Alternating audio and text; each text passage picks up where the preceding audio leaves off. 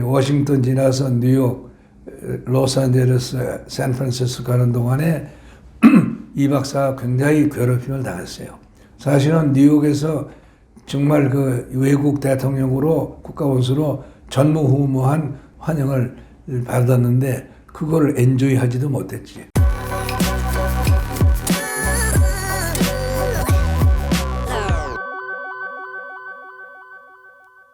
이제 샌프란시스코에 가서 일정을 다 끝내고 미 본토 고별 연설을 하는데 아주 굉장히 긴 연설을 했어요. 거기서 공산주의에 대해서 자기 이 입장을 밝히죠.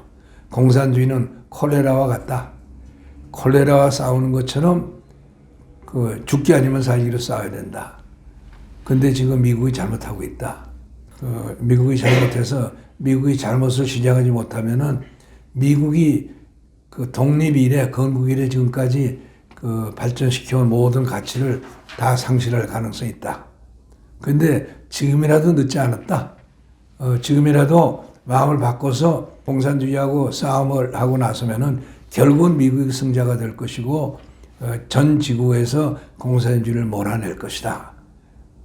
우리는 끝까지 그렇게 할 것이다. 뭐 이런 아주 굉장히 감동적인 부분이 거기 연설문에 있어요. 그 연설문에는 공산주의자는 콜레라균과 같다. 사람이 어떻게 콜레라균과 대화를 할 수 있겠느냐. 그래, 맞아. 그런 얘기가 그렇습니다. 있습니다. 그래요.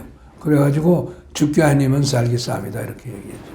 그런데 우리가 지금 윤석열 정부가 들어섰는데 윤석열 정부가 들어와서 그동안 지난 기간 동안 15년 동안 우리가 좌파 정권의 지배를 받고 좌파 정권의 지배가 없더라도 사회적으로는 굉장히 좌파 운동권의 교란을 받아가지고 이 공산주의에 대한 우리 입장이 굉장히 교란당해 있는데 이걸 말하자면 원상 회복을 시켜서 우리가 엄정한 입장을 바로 잡아서 국민들이 이 문제에 대한 무장을 하도록 해야 되는데 내 생각에는 이걸 하는 가장 좋은 방법이 이승만 박사의 건국 정신 그리고 이제 이분이 1890년대에 10대 후반의 소년으로 감옥에 있으면서 쓴 책이 독립정신이야.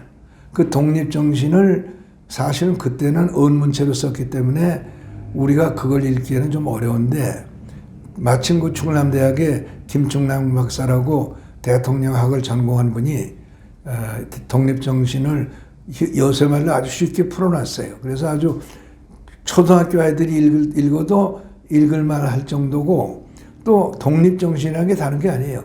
미국의 민주주의를 아주 기초적으로 소개하는 이 책이기 때문에 우리가 이 초등학교 학생들부터 이승만 박사의 독립정신을 교재로 삼아서 좀 민주주의 교육을 시작하는 하나의 스타터로 삼으면은 우리가 공산주의라고 하는 콜레라균으로부터 우리 스스로를 해방시키는 여러 가지 건강을 회복하는 일을 하는데 보람이 있지 않을까 하는 생각이 들어요. 그래서 내가 지금 이제 이승만 사업 기념사업회에 관계하고 있지만은 기념사업회 차원에서라도 이 독립정신을 좀 구매해서 필요를 느끼는 사람들한테 광역 보급을 하는 그런 캠페인을 좀 벌여보는 것이 좋지 않겠나 그런 생각을 합니다. 알겠습니다. 이승만 대통령에 대한 역사적 재평가가 반드시 필요하다고 생각하고 그 당시에 이승만 대통령은 공산당에 대한 확고한 신념을 밝히는 바람에 과격분자라는 오명을 그렇죠. 스스로부터 받았지만 그렇죠. 결국은 이승만 박사가 옳았음이 역사가 증명해 주었습니다. 이승만 박사를 우리가 공부하는 입장에서 보면요. 이승만 박사가 배운 학문이라든가 그분이 체화한 철학 이론이라든가 과격한 데가 없어요. 다만 이분이 엄청난 좋은 의미의 권모수수의 대가예요. 특히 미국식 민주주의에서 반대파를 다루는 여러 가지 화술과 논법에 아주 뛰어난 데가 있어요. 그렇기 때문에 이분이 말을 하는데 과격한 표현을 쓰는 게 있지만은 그거는 전술적으로 쓰는 것이지 그 이승만 박사의 본심이 아니에요. 그 이제 예를 들어서 미국 사람들이 골탕을 먹은 게 휴전 반대 때 아주 골탕을 먹었죠. 그때 아주 이 박사가 온갖 과격한 수단을 다 동원합니다. 근데 그거는 이 박사가 미국 사람들의 심리를 아주 꿰뚫어서 미국 사람들의 심리를 움직이기 위해서 그 전술적으로 쓴 것이지. 가령 예를 들어 지금 좌파 학자들이 이 대통령이 휴전 협상에 반대했다고 그러거든요. 그렇지 않아요. 그 휴전 협상 막판에 그 미국을 그 말하자면 제동을 걸기 위해서 최덕신 대표를 불러냈죠. 그러나 미국이 한미 상호방위 조약을 체결한다라는 것을 로버트슨 차관이 와서 통보하자마자 이 박사는 최덕신 대표를 회담장으로 돌려보냈어요. 참석해라. 그런데 여기 이제 우리나라에 참 기가 막힌 소위 무식한 얘기들이 도는 게 그 휴전 협정에 마크 클라크라는 미군 대장이 서명했기 때문에 한국은 서명을 안 했고 미국만 서명했다 이런 주장을 하는 사람들이 있거든요. 이건 참 무식하기 짝이 없는 얘기예요. 한국 전쟁은 유엔군은 유엔결의 안보리 결의 84호에 의해서 모든 참전국군이 유엔군 사령관의 휘하에 들어갔고 유엔군 사령관은 미군 장군으로 임명한다고 유엔 안보리 결의 84호가 명문화하고 있어요.